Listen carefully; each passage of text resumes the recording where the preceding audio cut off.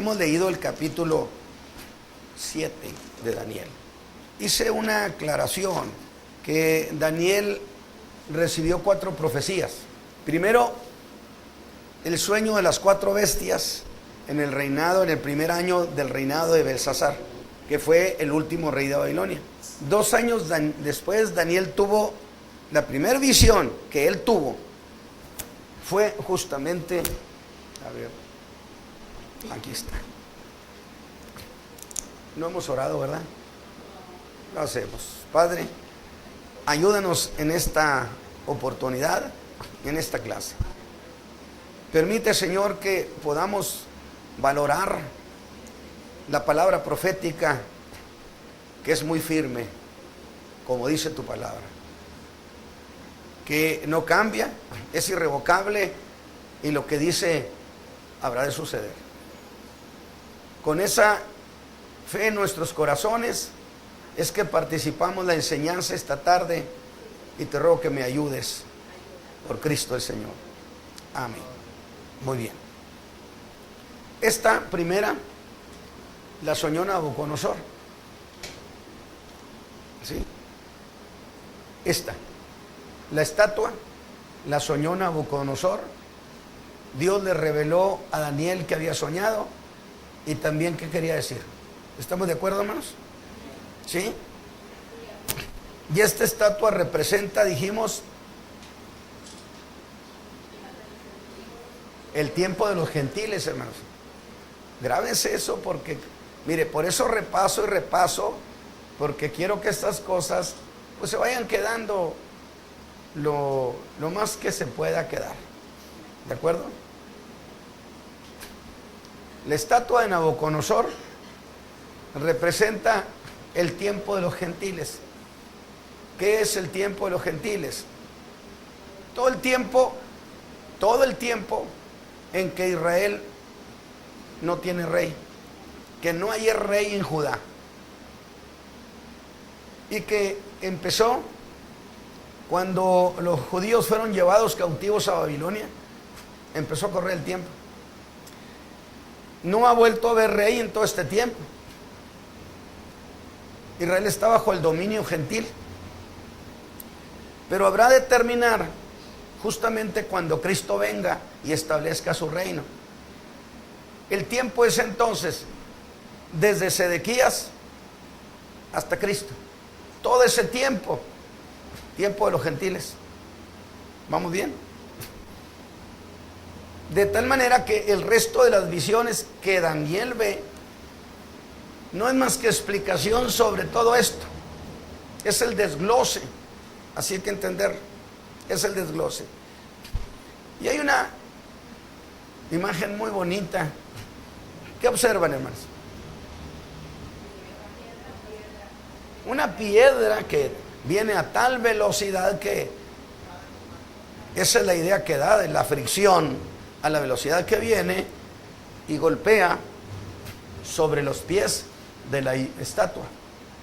De tal manera que cuando Cristo venga, todos los gobiernos del mundo serán convertidos en nada, en polvo.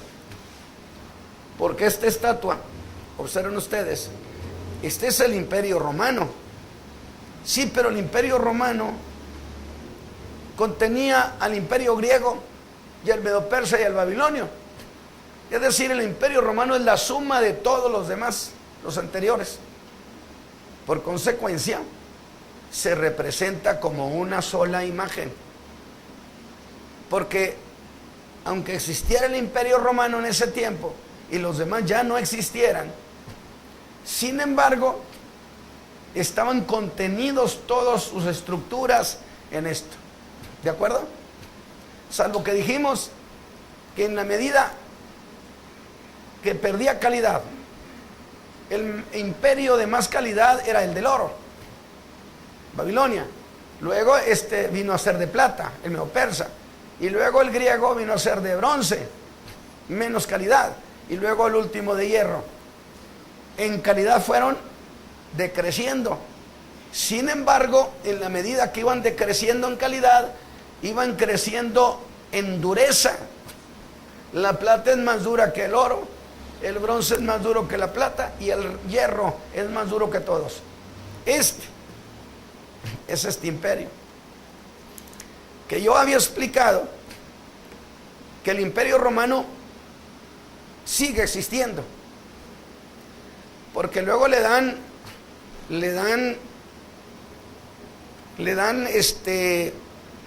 muchos intérpretes la idea que el año 476 se terminó el imperio, que fue herido de muerte y que se murió.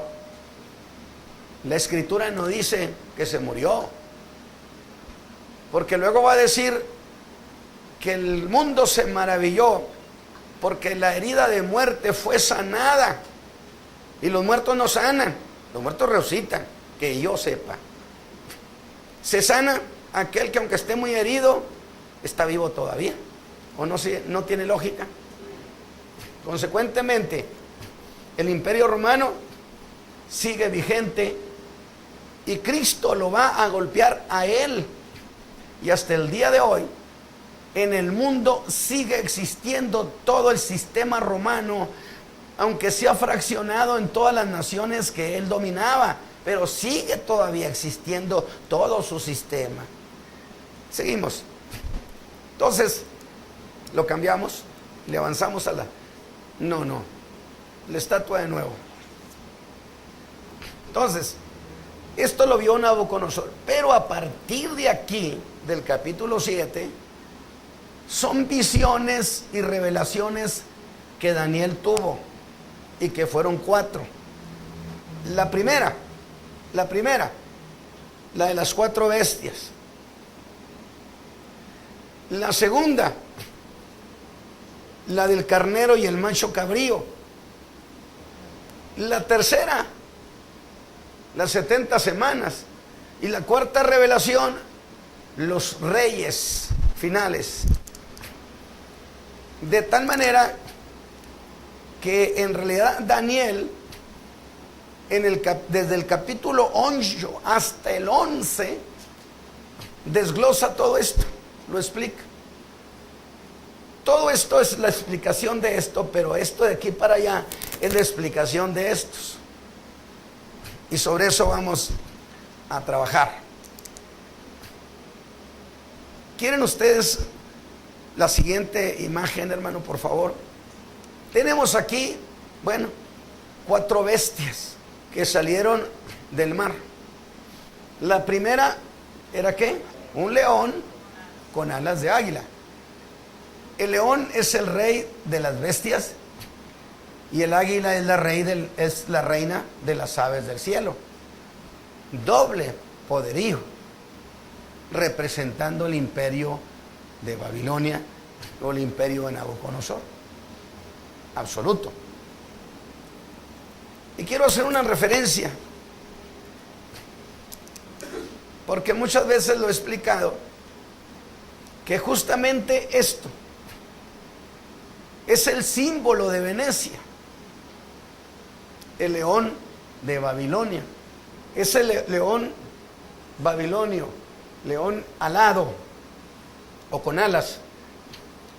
Pero en realidad la figura real en que Venecia lo representa, su poderío, es un león que viene saliendo del agua, donde las manos las tiene en la tierra y las patas las tiene en el mar.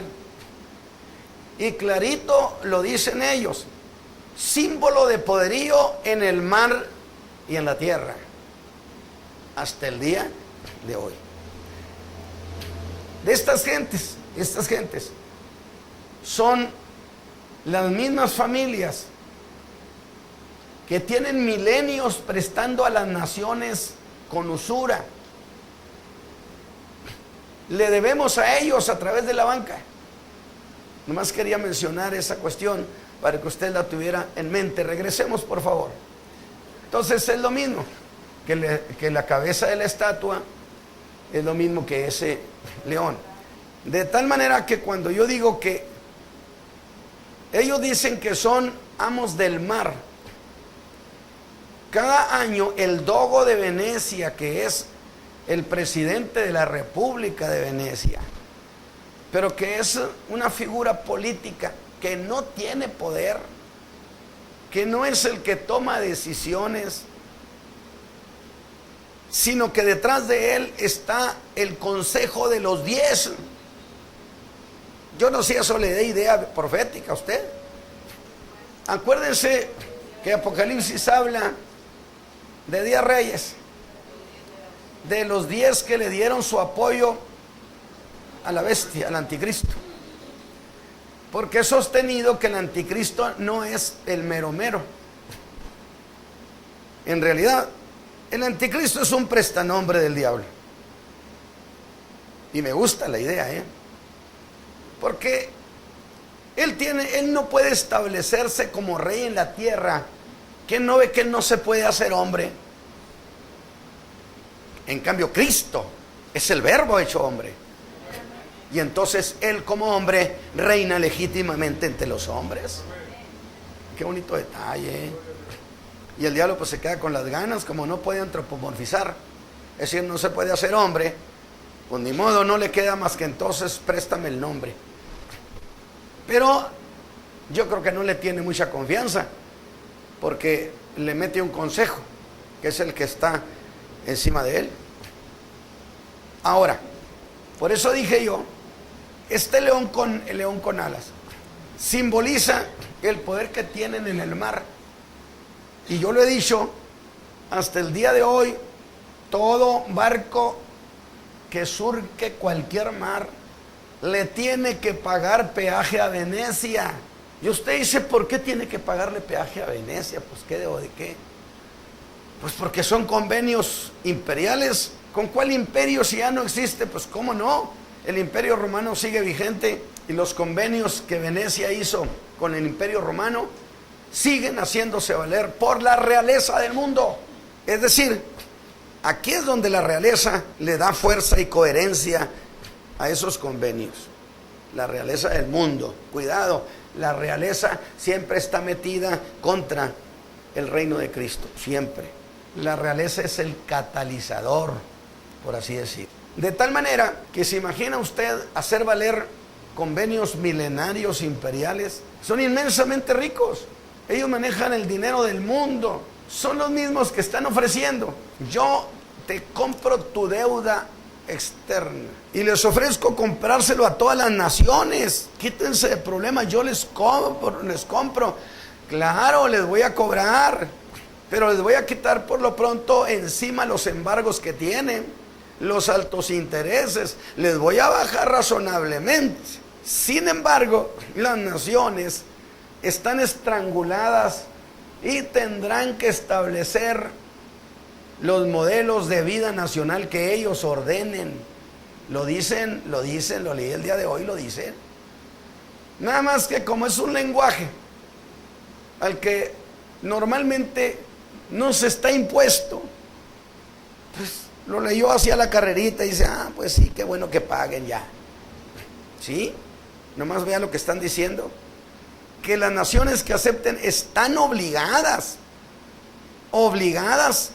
a establecer conductas económicas de alta restricción, que significa recibir poquito y comer poquito y no tener gran cosa. Se los dije, ya están negociando en muchas otras partes, como en Grecia, lo que sería aquí Infonavit. Te reestructuro tu deuda de Infonavit, no la puedes pagar. Qué pena. Ya has pagado el 80%, pero pues te falta un 20%, pero te atrasaste 3 meses y ya no podemos tolerar esto. Habiendo pagado el 80%, te lo reestructuramos a 99 años.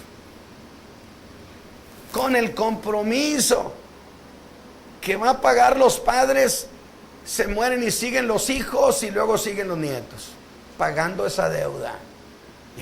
Dígame si no es una dictadura. O sea, esto ya se está enredando en el cuello de las naciones. Si no tenemos ojos para ver, pues qué pena. Pero Jesús dijo que se valía ver. Cuando la higuera reverdece, véanla, mírenla, piensen. Yo no creo en eso de que yo no tengo que preocuparme de nada. El Señor sabrá cómo le hace. Pues a mí en lo personal me cae muy mal la indolencia, el determinismo, que es hermano del existencialismo, me fastidia. No. Vamos a hacer algo y que Dios nos ayude para salir. Pero no podemos caer en que porque somos cristianos evangélicos y a nosotros nos visitan los ángeles en el culto.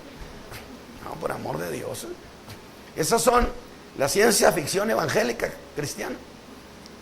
Aunque no existe en realidad ciencia ficción evangélica cristiana. Pero pues déjeme decirlo de alguna manera. ¿Sí? Me fastidia. ¿Por qué? Porque confían en los creyentes. Y estos se ven arruinados. Y no es justo. No es justo. Entonces, estos tienen poderío en los mares y tienen poderío en la tierra, en todas las naciones. Ellos están imponiendo que los gobiernos ya no los sometan a la votación, hombre. Que el Congreso acá, que los diputados en México, y que el PRD, y que el PRI, que el PAN, y que un tironeo. La orden es, sácalo por decreto, eres el presidente y tienes una facultad, decrétalo. No me diga que no tenemos muchos decretos ya funcionando. Entre ellos los del Seguro Social. ¿Cómo la ve? No, esto viene mal, hermanos. Viene mal. Sin embargo, bueno, Dios no se ha ido de la historia.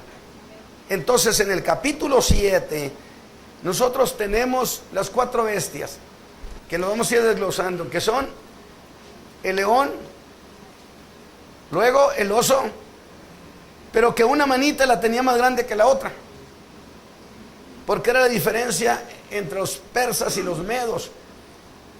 Ciro, el de Persia, era más fuerte que Darío el medo, eran parientes, Ciro y Darío. Pero eran 2 naciones en una, los persas y los medos. Los persas viene siendo Irán, que quedan al poniente de Irak, al oriente de Irak. Por eso, cuando Saddam Hussein lo ejecutaron, en el momento de ahorcarlo, el verdugo, siendo iraquí, hizo burla de él y le dijo: a nosotros, ¿qué nos has dado? Y él le dijo: te salvé de Persia. Y el otro dijo: ¿what? Es que estaba dando una respuesta en términos históricos. Es decir, Irán es Persia, los medos persas que destruyeron a Babilonia. Nosotros estamos en Babilonia, somos Irak. La tierra de San José, Irak, es Babilonia. Donde están los iraníes es medo-persa. Entonces fueron dos dinastías que se juntaron, pero la más fuerte siempre era los persas. Y se representaba en la profecía por una manita más chiquita que la otra. En su hocico o boca, como llaman, llevaba ¿cuántas costillas? ¿Qué le dijeron a este oso? Que comiera mucha carne. Y esta era era Babilonia, Egipto y Libia. Es Asia Menor, cerca de Siria. Estas 3 naciones fueron destruidas por el oso medo-persa, que tragaba mucha carne, devoraba muchas naciones. Que por cierto, este osito destruyó una de las zonas más ricas griegas, donde gobernaba el rey Creso. Era inmensamente rico. Y cuando venían los persas a combatir con él, preguntó a la sibila, a la divina, a la hechicera, y le dijo: ¿qué va a pasar? Dijo: si entras en pleito, va a caer un gran imperio Y él pensó, pues el de los medos persas, pero fue el suyo. Y de allí, que se diga, cometió Creso error infantil, porque el otro era un imperio enorme y los medos y persas ganaban las guerras no porque fueran muy estratégicos como los griegos en combate. Los griegos eran geniales, sino porque eran multitudes que se llevaban encima. Pero luego, después de él, sale un leopardo que tiene ¿qué? 4 cabezas, ¿sí? Y tiene alas también. Si es un leopardo, estamos hablando de velocidad, ¿no? Y si tiene alas, pues más velocidad. Y representa la velocidad de conquista de Alejandro el Grande, del imperio griego, por lo pronto imperio griego. Y después Daniel vio al más guapo de los 4, la bestia espantosa y terrible, que en otras figuras de Apocalipsis lo llaman dragón, espantoso. Dijo Daniel que no se parecía a ninguno, o sea, el animal que no tiene parecido. No existe otro como eso. Pero esta mirada es como Dios veía a los imperios. Nabucodonosor lo vio como gloriosos, Dios lo vio como bestias. En el capítulo 8, Daniel vio solo 2 animales ya. Un carnero, que es un borrego cimarrón, que sean topes. Este era un borrego, un carnero, es correcto, cornero, que viene siendo lo mismo que el oso. Este también representa al imperio medo-persa. ¿Sabe qué es lo que quiero ir haciendo? Que reconozca usted las figuras y después vamos a ir entrando en detalles. Primero quiero que se grabe las ideas de las figuras, los animales, lo que representan, de tal manera que en el capítulo 8, bueno, en el capítulo 7, por ejemplo, 5 y 6 del capítulo 7 van a ser lo mismo del capítulo 8, esos 2 versículos. Y aquí otra segunda bestia semejante a un oso, dice el 7, la cual se puso a un lado y tenía en su boca 3 costillas entre sus dientes. Y le fue dicho así: levántate, traga mucha carne, devora pueblos y naciones. Dice, pero después de esto yo miraba, y aquí otra, semejante a un tigre, y tenía 4 alas de ave en sus espaldas. Pero tenía también esta bestia 4 cabezas, y le fue dada. A ver, cuando él vio al leopardo, tenía 1, 2, 3, 4 cabezas. Pero no eran el tigre, ¿verdad? Eran 4 cabezas, pero tenían también 4 alas. Todo esto representa entonces lo mismo que vamos a leer en el capítulo 8. Por favor, si no he salido del 7, estoy haciendo cuadros comparativos. ¿Listo? Dice Daniel 8:1: y en el año 3 del reinado del rey Belsasar, o sea, 2 años después de lo que vio en el capítulo 7, ve lo que nos dice en el capítulo 8. Hay una distancia de 2 años. Me apareció una visión a mí, Daniel, después de aquella que me había aparecido antes. ¿Dónde y cuándo? Pues la de antes es la del capítulo 7. Vi en visión, y aconteció cuando yo estaba en Susán, ya aquí ya estaba en el imperio persa, por así decirlo, que es cabecera del reino en la provincia de Persia. ¿Sí? No. Pero él estaba en Persia Algunos dicen que estaba comisionado allá. Vaya usted a saber si lo comisiona. No, no, es real esto. Él era un servidor del imperio. Y entonces Babilonia dominaba sobre Persia, hasta allí. Y estaba yo en Susán, que es cabecera del reino, en la provincia de Persia. Fui pues en visión, estando junto al río Ulaí, el río que pasa por Susán, la capital de Persia. Pero era el año tercero de Belsasar de Babilonia, pero él estaba en Persia.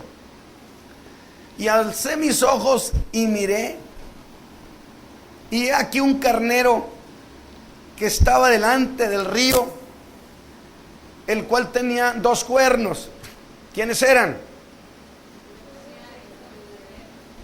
2 manitas del oso. ¿De quién era? ¿Y quién eran 2 cuernos acá del carnero? Era Ciro y Daría, los medos y persas. Y aunque eran altos, el uno era más alto que el otro. La diferencia. Y el más alto subió, fue más fuerte el imperio persa. Y vi que el carnero ese hería con los cuernos al poniente, a Babilonia, al norte, al sur, Israel y Egipto, que ninguna bestia podía parar delante de él, ni había quien escapase de su mano, y hacía conforme a su voluntad y se engrandecía. Los medos persas eran imbatibles, la cantidad de soldados que traían. Se dice que cuando vinieron a Grecia a atacar traía 3 millones. Ya la historia ha ido poniéndose más seria y dicen que traían 500,000, que no eran 300 millones. Digo, no eran 3 millones, pero sí, pero Leónidas los hizo frente con 300 espartanos. Entonces, como que de 300 soldados enfrente contra 500,000, pues es mucho. Porque ellos tragaban, aplastaban a la gente con la cantidad de soldados. Pero, fíjese bien, y estando yo considerando, he aquí un macho de cabrío, es decir, de cabra, pero otra vez el cerrero, ¿sí? Un macho cabrío, venía de la parte del poniente, sobre la haz de la tierra, el cual no tocaba la tierra. Y tenía aquel macho de cabrío un cuerno notable entre sus ojos. Miren nomás. Ni siquiera tocaba la tierra, dice Daniel. Venía furiosísimo contra el carnero. Grecia, Alejandro el Grande, lo representa la escritura con esa furia.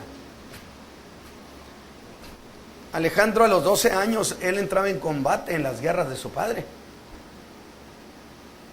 La historia lo dice, que era un combatiente. Y la Biblia, ¿sabe cómo lo llama Alejandro el Grande? El rey valiente. La Biblia. Y si la Biblia dice que era un rey valiente, pues que era un hombre valiente, porque la historia lo presenta como siempre en el frente de combate. Nada de que allá del ejército, no, en el frente de guerra. Le gustaba el pleito. Y era un gran combatiente. Y vino hasta el carnero que tenía los 2 cuernos, al cual yo había visto que estaba delante del río, y corrió contra él con la ira de su fortaleza. Y lo vi que llegó junto al carnero y levantóse contra él, hiriólo y quebró sus 2 cuernos. Persia y Media, porque en el carnero no había fuerza para parar delante de él. Derribólo por tanto en tierra y lo pisoteó, ni hubo quien librase al carnero de su mano. Medo Persa no tuvo quien lo librase de la mano de Alejandro. y se engrandeció en gran manera el macho cabrío. Y estando en su mayor fuerza, 33 años tenía Alejandro el Grande cuando murió. Que por cierto los historiadores aristotélicos del Imperio Romano, el emperador Sula, Aristóteles, han corrido la versión histórica de que Alejandro el Grande era homosexual. Usted lo puede leer. Y que murió en una enorme borrachera. O sea, lo presentan como el Juan Charrasqueado griego. Enamorado, borracho y peleonero. Ese era para ellos. Cuando que en mi revista yo pongo el proyecto de Alejandro el Grande y los 10 puntos de su gobierno. Pero claro, si aquí cuando perdimos Texas, la historia norteamericana dice que se hizo la guerra porque unos granjeros mexicanos fueron y mataron a Dave Crockett. Y pues pobrecito Dave Crockett. Y entonces se hizo la guerra y por causa de ello nos cobraron con 7 estados. Digo, desproporcionada. Pero los vencedores siempre hacen la historia. Y siempre es en favor de intereses de sus gobiernos. Por eso no hay más historia verdadera más que la del Hijo de Dios.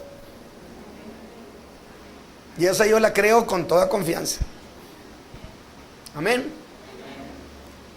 Dice, y engrandecióse en gran manera el macho cabrío, y estando en su mayor fuerza, aquel gran cuerno fue quebrado. 33 años, 12 años estuvo en conquista y de guerra. Pues quiere decir que empezó a los 21 años, un jovencito. Sí, pero él no empezó a la guerra a los 21 años. Él desde que era un jovencito de 12 años, él estaba en combate. Ya hay ahí mucho misterio y ocultismo. Y en su lugar, ese cuerno fue quebrado. A ver, ¿cuál cuerno? Ese. A este lo hizo polvo, a los medos persas. Pero él se engrandeció. Nadie hizo lo que él hizo. Es único en la historia Alejandro el Grande, ¿eh? Pero ese cuerno que es Alejandro el Grande fue cuando el carnero estaba en su mayor fuerza, es decir, en plenitud de facultades. Fue envenenado en una conspiración desarrollada por las élites de Babel, prestamistas usureras. Ese nomás. ¿A dónde sale la cuestión de la banca? Porque resulta que Alejandro el Grande pertenecía a una conspiración de Grecia, que ya estaban hartos de la usura de Babel, representada por el imperio medo-persa, por las satrapías persas, que vienen siendo los representantes persas. Hagan cuenta que era el Fondo Monetario Internacional persa, prestamistas de Babilonia. Y los griegos dijeron, necesitamos quitarnos de encima la usura para que Grecia sea libre. Y la guerra de Alejandro fue en ese sentido. Claro, pues no, los que iban a escribir la historia no iban a decir, los usureros al escribir la historia no iban a decir que fue por ellos. Dijeron que era una ansia de conquista nada más. Aunque la Biblia da a entender que los medos persas lo hicieron enojar, Ahorita vamos a ver la escritura. Seguimos. Y en su lugar, cuando se quiebra en su lugar salen 4. Maravilloso, dice. Hacia los 4 vientos del cielo, que ya les di los datos de Ptolomeo, de Lisímaco, de Seleuco y de Casandro. Principalmente me interesa el Ptolomeo de acá en Egipto y Seleuco en el Asia Menor. Primero porque los Ptolomeos apoyaron la creación del Imperio Romano, el año 68 a.C. Mientras que de Seleucia o de acá de Asia Menor, salió Antíoco Epífanes, el que profanó el santuario. Porque usted tiene que distinguir que hay dos cuernos pequeños en la Escritura, que uno es Antíoco Epífanes en el Antiguo Testamento, en el Antiguo Tiempo, y el otro es el cuerno pequeño, que es el anticristo de los últimos tiempos. Son dos que representan lo mismo, pertenecen a la misma conspiración, pero que no son la misma persona. Es decir, esos cuernos representan una persona, no un imperio. El macho cabrío representaba el imperio, pero el cuerno era Alejandro. Cuando se quiebra y salen cuatro, son cuatro cabezas, cuatro generales, y se divide en el imperio de Alejandro, que eran, ¿se acuerdan? Seleuco, Lisímaco, Casandro y Ptolomeo. Pero de estos cuatro habrá de salir un cuerno pequeño, que es el tipo del antitipo.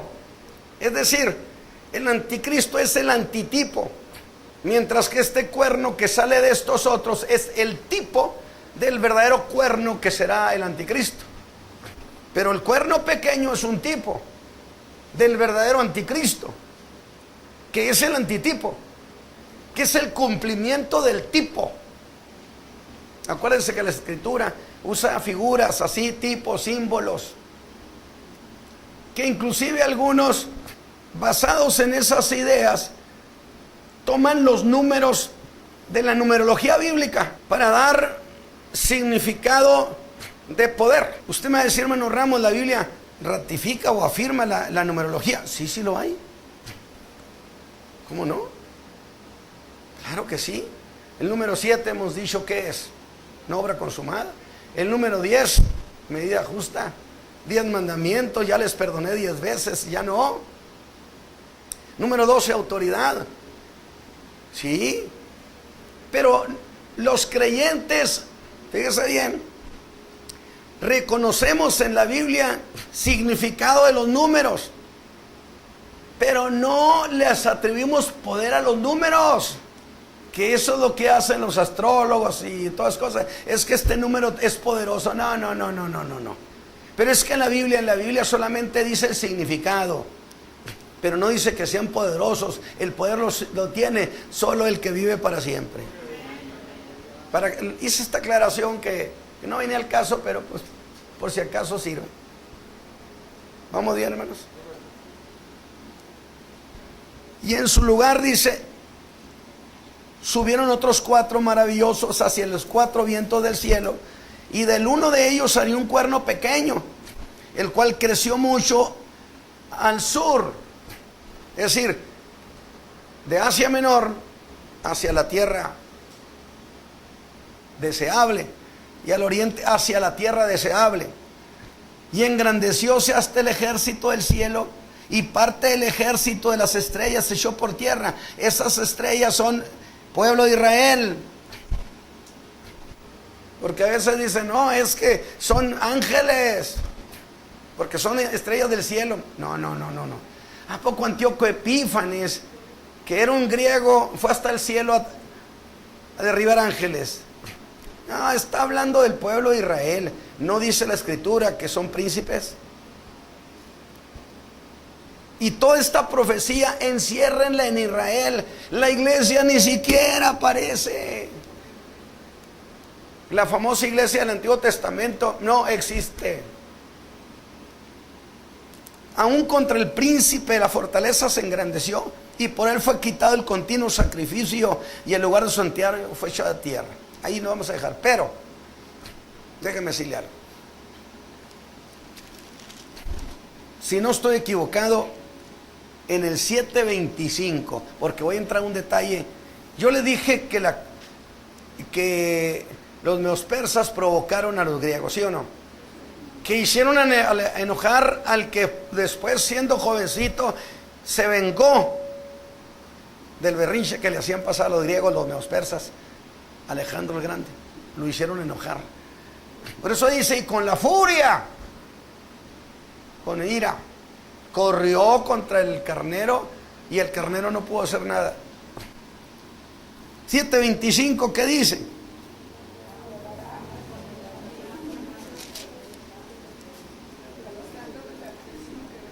Y entregados serán en su mano hasta tiempos y medio tiempo.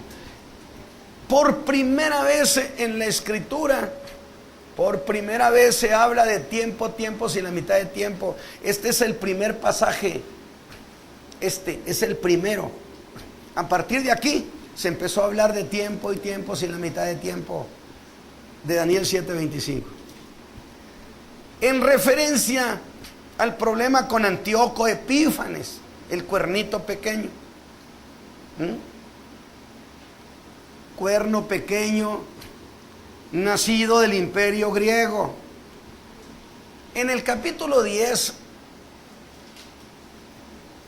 es cuando Gabriel le dice a Daniel, pues yo venía de en cuanto tu petición fue recibida en el cielo, yo fui enviado, pero el príncipe de Persia no me dejó, o no me dejaba.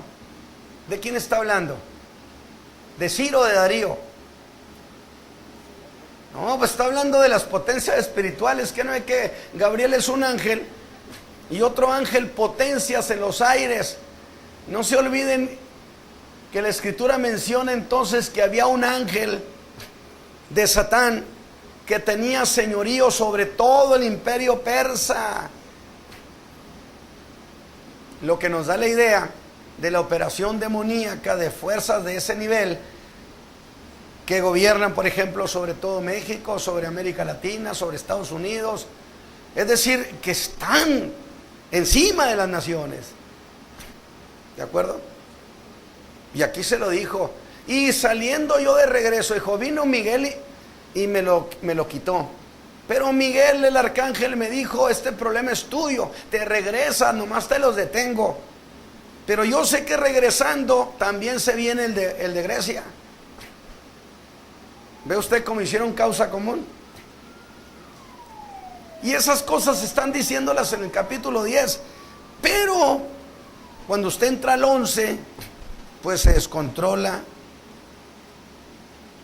y empieza diciendo, y en el año primero de Darío, el de Media, yo estuve para animarlo y fortalecerlo. Y ahora yo te mostraré la verdad. A ver, espérame.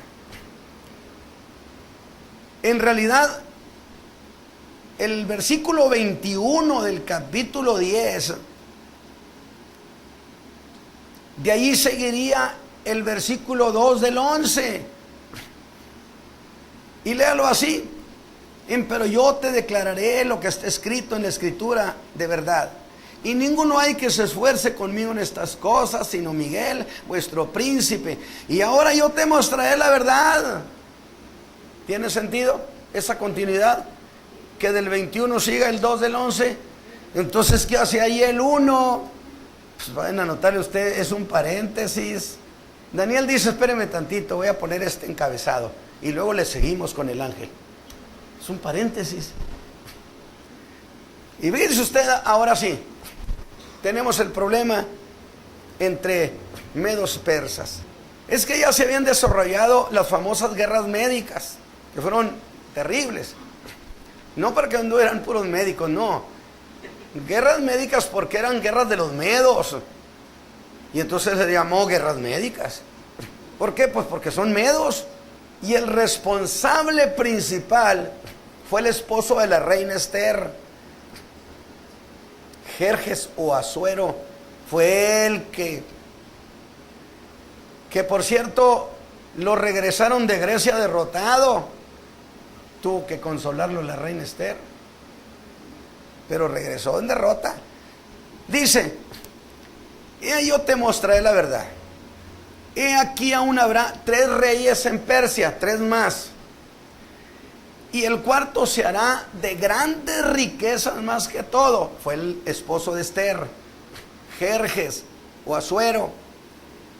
Y fortificándose con sus riquezas, despertará a todos, o sea, convocará a todos los de su reino contra el reino de Javán. Bueno, ¿y quién es Javán? Génesis 10:2, uno de los descendientes de Jafet. Vienen siendo los griegos, hermano. Los habitantes de la Hélade, así se le llamaba la región, la Hélade, que después ya adquirió el nombre de griegos. Pero los griegos eran tribus ya con cierta civilización, pero que ellos eran errantes, muchos de ellos.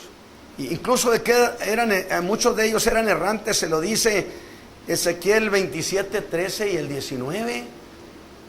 Mire, les voy a dar cita, Génesis 10:2, donde dice quién es Javán, uno de los hijos de Jafet, el padre de los anglosajones, hombre. Todos los anglosajones, los güeros, ojos azules o verdes, son descendientes de Jafet. Los esclavistas, usureros, malvados son hijos de Jafet. Los negritos del África son hijos de Cam. Y los hijos de Jafet dicen, no, es que Dios dijo que fueran siervos de siervo, entonces tenemos derecho a traernos los de esclavos. ¿Qué tal? ¿Qué le parece? Parece que la Biblia da para todo, ¿verdad? Yo una vez en la radio emocionado dije, Dios eterno, juzga a los hijos de Jafet y ten misericordia de los hijos de Cam. Porque cuando Cristo viene a las naciones, toda maldición es quitada. Por eso les conviene tanto esa doctrina de que los problemas generacionales. Oye, los negritos, bueno, pues es que generación en generación ellos tienen que ser esclavos. Sí, Aristóteles decía que si nació esclavo, usted siga siendo esclavo toda la vida. Por eso he dicho yo, Aristóteles es un perverso. Mientras que la Escritura dice lo contrario, que Dios levanta al hombre del estiércol y lo sienta con los príncipes de su pueblo. Amén. Ezequiel 27:13 y 19, ¿qué dice? El 19 principalmente. El 13 dice, Grecia, Tubal y Mesec, tus mercaderes con hombres y con vasos de metal, iban a tus ferias. El 19, asimismo Dan y el errante Javán, errante.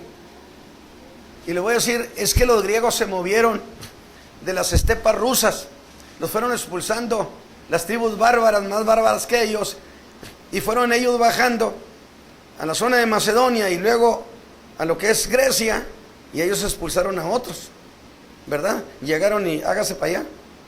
Pero déjame decirle algo. Usted vea el rostro de los filisteos. ¿Sí le ha tocado verlo? Ya no creo que haya filisteos, aunque son los palestinos. Hermanos, vea usted en algún dibujo, en un diccionario bíblico, el rostro de un filisteo, y es griego.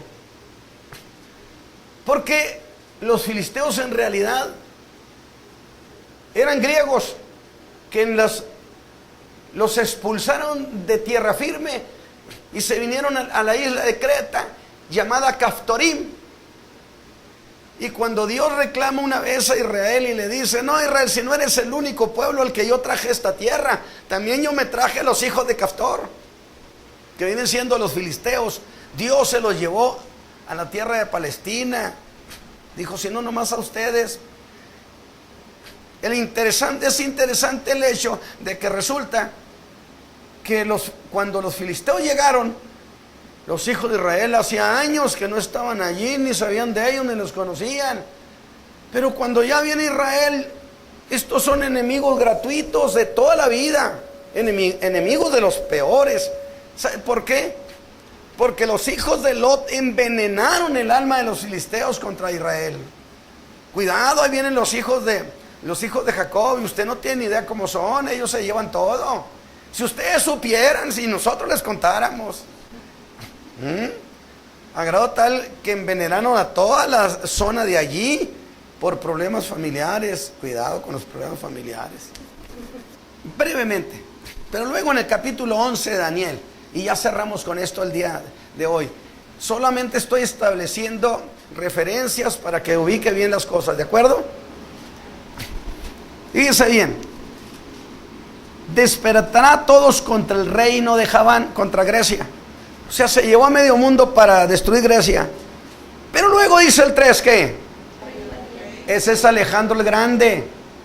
Dios mismo lo califica como un hombre valiente, rey valiente, el cual se enseñoreará sobre gran dominio y hará su voluntad. Pero cuando estará enseñoreado, será quebrado su reino y repartido por los 4 vientos del cielo. Y miren la precisión: y no a sus descendientes, ni según el señorío con que él se enseñoreó, porque su reino será arrancado y para otros. A grado tal que los generales de Alejandro el Grande mataron a Olimpia, la madre, y le mataron los hijos a Alejandro el Grande. No le dejaron ni un solo hijo a Alejandro, de los poquitos que tenía. Ahí nos vamos a quedar. Interesante, ¿verdad? Yo espero que usted vaya asimilando, para que usted vaya entendiendo más o menos cómo están estas cuestiones. Miren, el 8:21 habla de lo mismo. Dice el 20: aquel carnero que viste que tenía cuernos son los reyes de Media y Persia, y el macho cabrío es el rey de Javán, y el cuerno grande que tenía entre sus ojos es ¿quién? El rey primero, el que fundó el imperio, Alejandro, y que fue quebrado y sucedieron 4 en su lugar. Significa que 4 reinos sucederán de la nación, mas no en la fortaleza de él. Y al cabo del imperio de estos, cuando se cumplirán los prevaricadores, se levantará un rey altivo de rostro y entendido en dudas, Antíoco Epífanes, y su poder se fortalecerá, mas no con fuerza suya, y destruirá maravillosamente, prosperará y hará arbitrariamente, y destruirá fuertes y al pueblo de los santos. La iglesia no existía porque me dicen: mire, hermano, aquí está a los santos, pues somos nosotros. No se apunte. Es Israel. Israel fue llamado pueblo santo, que no tiene nada que ver con ser santo, sino tiene que ver con que Dios los separó para él, independientemente de que no fueran santos. Vamos, ahí nos vamos a quedar. Padre, ahora, Señor, te bendecimos y te damos gracias por esta clase. Que tenga significado para nosotros y nuestros ojos sean abiertos en un tiempo que ya se consuma.